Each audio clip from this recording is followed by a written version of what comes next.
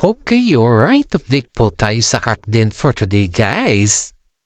Ayon dito sa ating legit na sources, guys, ay si Alden Richard po ay may plano na. Binahagi po ni Alden Richard ang kanyang plano sa isang interview na kung saan po ay wala na natin banggitin kung sino po yung nag-interview sa kanya. Kasi baka na naman po mabash naman ito eh. Ito guys, ang plano po ni Alden Richard this year. Ngayong year po ay kasali pala sa plano niya si Catherine Bernardo. Haba-haba ka at ikaw na ang haba ng hair mo, girl. Kaya ito guys, mga plano ni Alden Richard. Number 1 po ay yung plano niya ay yung patungkol na sa kanyang sarili. Ibig sabihin po ng patungkol sa kanyang sarili guys ay ipe-pursue po ni Alden Richard yung career niya bilang isang piloto na naudlot dahil wala pa naman siyang pera noon at sa ngayon naman guys ay may tumulong na at nag-sponsor sa kanya. And the second round po ay kasama din dyan si Catherine Bernardo na kung saan nagagawa sila ng maraming pelikula or mga movies at ipapatuloy pa rin niya yung kanyang panliligaw. Pangatlo naman po yung pagiging future niya. Ito kasi guys, si Alden Richard kasi hindi naman siya yung tao na abusado. Wala siyang ganong na acting, kundi siya po ay maginoo, matapat at may paninindigan sa buhay. Ito pa nga, yun pa nga dito sa ating legit na sources, kabilang si Catherine Bernardo sa kanya this year sa mga plano niya dahil si Catherine po ay nagbigay sa kanya ng sponsor or tulong para siya po ay makamit ng kanyang minimithin na maging isang piloto. Aba kung wala naman talaga si Catherine at wala naman yung pagiging piloto ni Alden, hindi po naman talaga makakamtam ni Alden Richard yung pagiging isang piloto. Marami sa atin po ay umanga kay Alden Richard, patuloy pa rin po sa kanyang mga businesses. Kahit ang dami niya na po mga project guys ay pagdating sa, alam nyo ba guys, sa ito yung kundi kalaman ko lang sa inyo Si Alden po ay businessman. Businessman kasi pagkatapos ng kanyang shooting or something na endorsement project ba? Pagkatapos ng kanyang work. Instead sana na magpahinga na, di ba? Di ba normally naman kasi sa ating guys is pagkatapos ng work mo, hindi ka naman multitasking hindi ka naman makinarya, di ba? Ganon naman yung kasabihan natin. Tatapos yung work, kailangan mo na magpahinga. And of course, ito guys kay Alden Richard guys pagkatapos ng kanyang workout or pagkatapos ng kanyang trabaho ay instead sana na magpahinga ay hindi po niya ginagawa yun guys, kundi yun po ay pumupunta po siya dun sa mga business inisa-isa po niya yun para sa ganun ay makita niya at maramdaman niya kung ano na ba, may earnings na ba, gumagana ba, magkano ba man. Ganon si Alden Richard guys. Alam mo, yung negosyo ni Alden Richard guys is para kasing sugal yan, win or loss kasi yan. Pero si Alden sumusugal na at the age of 30 sa negosyo. Diyan mo makikita na yung pagiging negosyo, kapag ikaw ay nagkaroon ng negosyo, iniisip mo yung entrepreneurship dyan kung magkano yung kikitain mo sa isang araw, ano yung mga benefits or ano yung mga magagasto. Ano may yung kailangan mga ililis, ganun po yan guys. Kaya marami po dito guys ay sobrang hanga kay Alden Richard dahil alam niya kung paano siya patakbuhin ng kanyang negosyo. Aba, ito pa guys si Catherine Bernardo siyempre hinahanap niya si Alden sa kaibigan niya kasi ilang araw nang hindi ata nagpaparamdam si Alden sa hindi pala alam ni Catherine na si Alden pala guys ay nag-aaral lang ng piloto. I-start na pala yung kanya pag-aaral at piloto yung kwan na siya, yung pinagsabay-sabay niya pala. May yung isa bang abang ganun para palipad na si Alden. Aba itong si Catherine di niya alam na umi-eksena na si Alden Richard. Pagdating ni Catherine doon, tinanong niya yung kanilang kaibigan. Pero ang sakit naman ng mga kaibigan guys, Howie. busy sa Alden kasi napapalipad na yung aeroplano. Tawang-tawa na lang sila Catherine guys. Pero in fairness sobrang saya naman ni Catherine nung narinig niya na napapalipad na si Alden Richard ng aeroplano. Aba, pangalawa to guys ni Daddy ni Ben ni Catherine guys. Nagpapasalamat kay Catherine dahil kahit papaano binigyan niya si Alden Richard yung pag-asa para i-pursue yung kanyang dream bilang isang piloto. Bihira lang po yan guys sa mga magkasintahan, sa mga kasama sa buhay, or sa mga mag-asawa na yung ipupush ka or susuportahan ka ng iyong kasama sa buhay na maging isang piloto kahit may madami ka ng project dyan. Pero bilib na bilib tayo kay Catherine sa si Alden. Ginawa nila yung kanilang the best ba para sa ganun ay ma-pursue din yung kanyang pagiging piloto. And ito na naman tayo guys, may mga blind items na naman tayo. Alam nyo guys na blind items ito ng isang content creator na kusan po ay sinabi niya na si Alden Richard kaya daw pala kapit ng kapit kay Catherine sa iyon pala yung gusto niya yung i-sponsoran siya ni Catherine sa kanyang pagiging piloto. Ito guys ito yung blind items natin dito. May isa silang kaibigan na non-showbiz ito. Non-showbiz po na babae na nagsabi na ginagamit ng si Catherine para sa sariling interest niya. And dahil ito guys, kahit gaano do karami ng mga investment niya din, kung hindi naman niya kaya masustentuhan yung kanyang sarili sa pagiging piloto, aba, sino ba naman ang tana na hindi makapag-isip na ginagamit niya ng si Catherine? Of course guys, ito kung talagang ginagamit niya si Catherine, ito yung pruweba. Iyan daw yung sabi niya guys, ang dami mga netizen po ang nagagalit sa non-showbiz na kaibigan nila dahil siya po ay gumagawa ng sarili niyang kwento. Aba, sabi din mga kaibigan nila Catherine na hindi naman ganon si Alden, wala siyang ugaling manggagamit kundi ikaw lang yung gumagawa ng sarili mong sistema. Aba, ito papansin daw ng mga young actors dito nung nasa resort daw sila Catherine sa si Alden kasi panay daw ng kanya, panay daw ng parang kumbaga is palapit-lapit lang daw ito kay Catherine at saka humingi daw ito ng tulong kay Catherine. In fairness dito sa non-showbiz na friend nila, oo, humingi daw siya ng tulong kay Catherine. Aba, ito naman si Catherine, siyempre nagmagandang loob yung tao. Kung magandang loob naman yung tao, kailangan mo naman responsa na mabait ka, di ba? Maging mabait ka. Huwag kang maging swapang. Parang ganun ba? Yung mga iisipin talaga dito guys is yung ano yung magiging bunga or ano yung kahinatnan ba? Kapag gumawa ka kasi ng mga bagay-bagay na maganda ba? Yung bagay-bagay na alam mo naman na ikakabubuti mo or ikakagaan naman ang pakiramdam mo sa kapang ay yun yung mga bagay-bagay na alam mo may babalik sa iyo, di ba? Pero in fairness, kahit pala ginawa nito ni Catherine ng mga maganda guys, tinulungan pa ito ni Catherine. Wala talaga sa kanya. Kumbaga, she just only has yung receiving only, not giving back. Hindi naman hinangad ni Catherine na giving back ba? Pero sana naman, pakinggan mo naman yung sarili ba? Pakinggan mo yung sarili mo kung tamang lugar ba? Kung tama ba? Nasa position ka ba? Diba?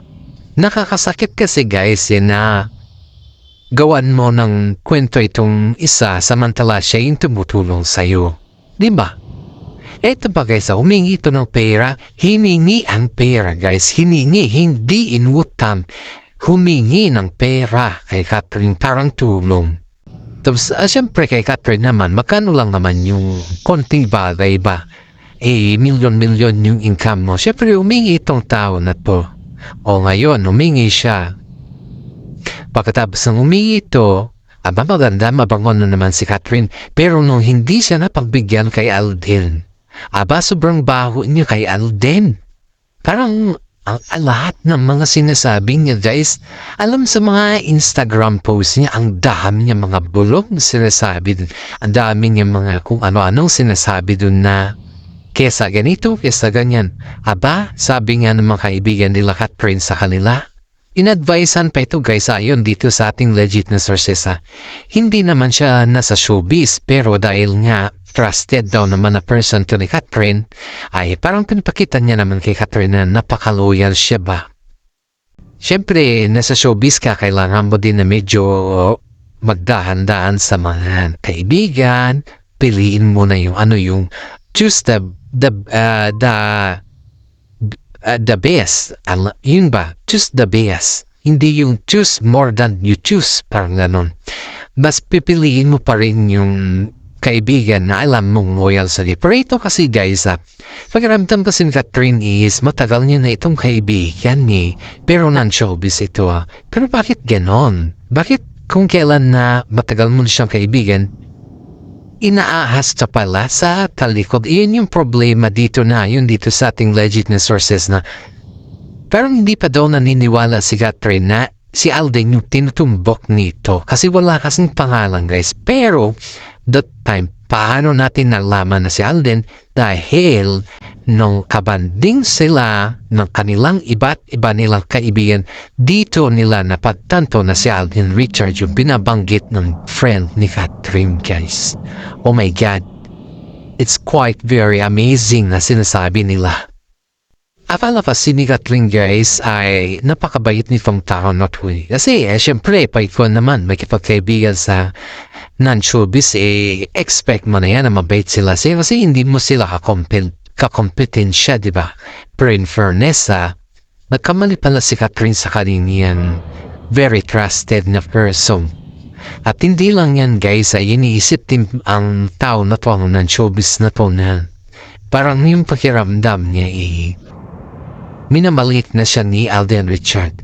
Aba sabi nga ng mga karamihan sa kanya, mga kaibigan niya na hindi ganun si Alden, hindi siya nagmamaliit ng tao, kundi siya po ay pinapaangat din niya yung mga taong nadadapa. At si Alden po ay hindi siya din manggagamit. Alam mo guys, parang ito yung very cycled nangyayari dito sa issue na to guys. Kasi dito sa loob ng showbiz guys, hindi kasi nila ito nilalabasin. Alam mo kung bakit? Dahil ayaw nila na madungisan yung pangalan nila Alden Richard at saka si Catherine Bernard. And of course, despak sikat yung tao sana naman is yung mga magagandang salita. Yung kaya natin sabihin sa kanila at yun yung maririnig mo sa loob ng showbiz. Kasi ayaw ng mga management na may mga mabawang salita dyan para sa kanila. Pero in fairness dito guys, hindi pa kontento itong si non-showbiz girl na to. Sinabi pa talaga din sa kaibigan niya na naman na kaya daw nag-ghosting sa Alden. Kasi ang ghosting naman kasi guys, ito kasi yung term niya, nag-ghosting daw si Alden. May kasama daw isang babae na nagraran ng isang araw. Aba, ang ghosting kasi guys is yung sila na. Hindi mo naman pwedeng sabihin na ghosting yung ginawa niya kay Catherine kung hindi naman sila. That's the real story, di ba? Ang ghosting kapag karelasyon niya na si Kat. Pero pag karelasyon. Pero pag hindi walang ghosting. Ang sabi nga ni Catherine Bernardes, kanya single pa siya at interesado naman siya kay Alden. Willing naman siya kasi kasali sila. Mami Min at saka iba pa niya makakasama botong-boto kay Alden Richard Hayes. How much more sa mga iba nilang kaibigan. Diba yan yung mga palagi nilang sinasabi sa bot nilang pamilya. Pero in fairness dito, wala pa naman aminan na nangyayari. Kundi feelingan lang sila. Pero kung nagpa-practice lang ba? Pero in fairness, may mga nararamdaman sila sa isa't isa. Pero ayaw nang kasi nila itong magsabi. Ayaw nilang magsabi sa public or ayaw nilang ibunyag sa public kung ano yung nararamdaman nila sa isa't isa. Kasi si Daniel Padilla kasi guys, si Daniel Padilla kasi sinusubod ni si Alden palaban ito si Daniel kahit wala sa lugar ba.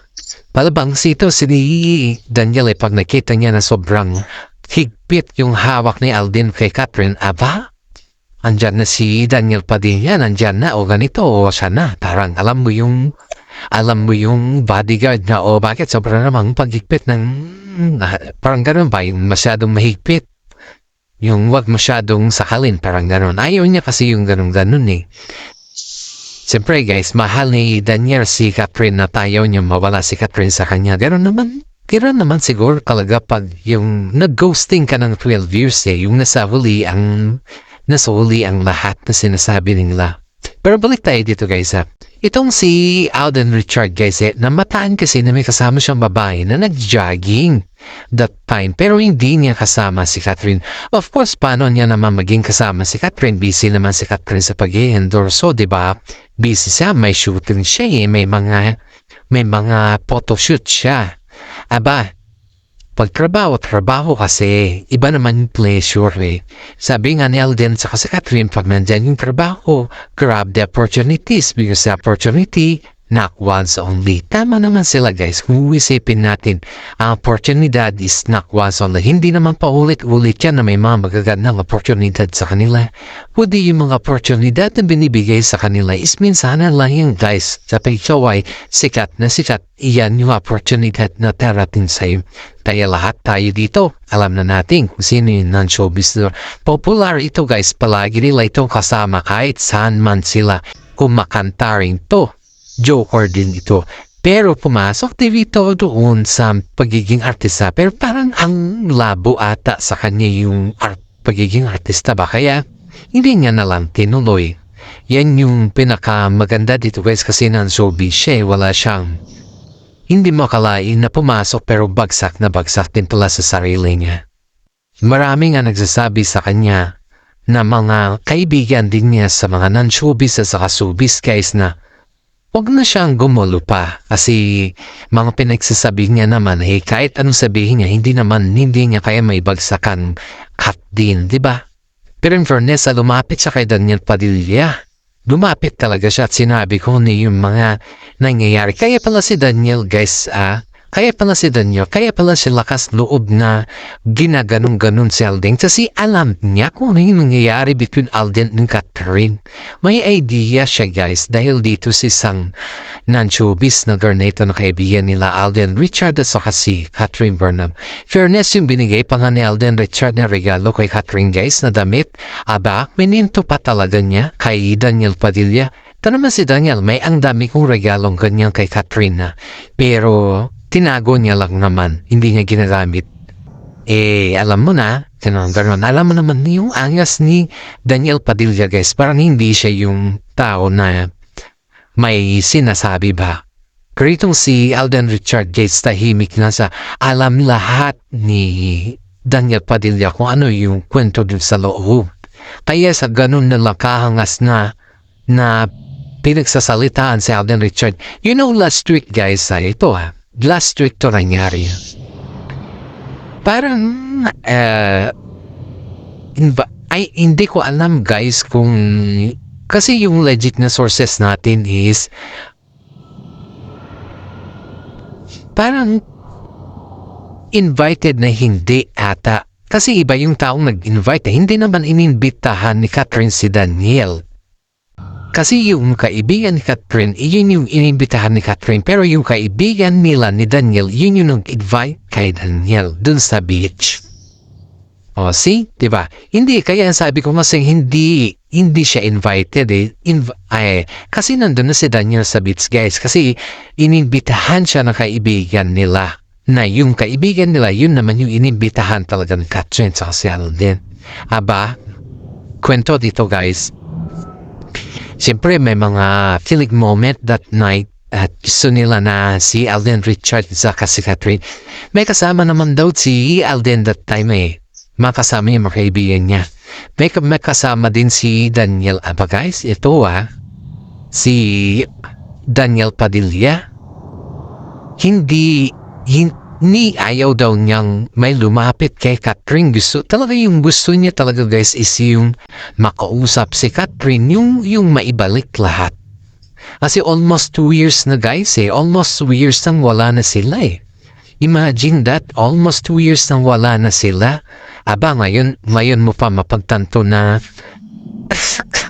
parang kumbaga is gusto niya ibalik yung lahat sa kanila kung ano man daw yung nasira na wala naman daw siyang ginawa. Parang kumbaga she need more explanations na ganun at Hindi naman hinahangat ni Catherine na marami explanation galing kay Daniel na guys kasi simula pa lang nung kasagsagan na lang issue, wala na may explanation si Daniel, di ba?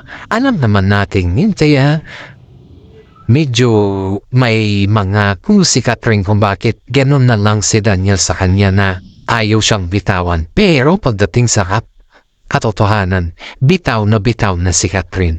At hanggang dito na lang po yung ating YouTube channel guys. Alam kong marami na po kayong naririnig dyan ng ibang showbiz or sa mga content creator. Pero kakaiba tong content natin guys. Hopefully, paki-like and share naman ng ating YouTube channel. Kat din. At God bless po. Salamat sa ating lahat.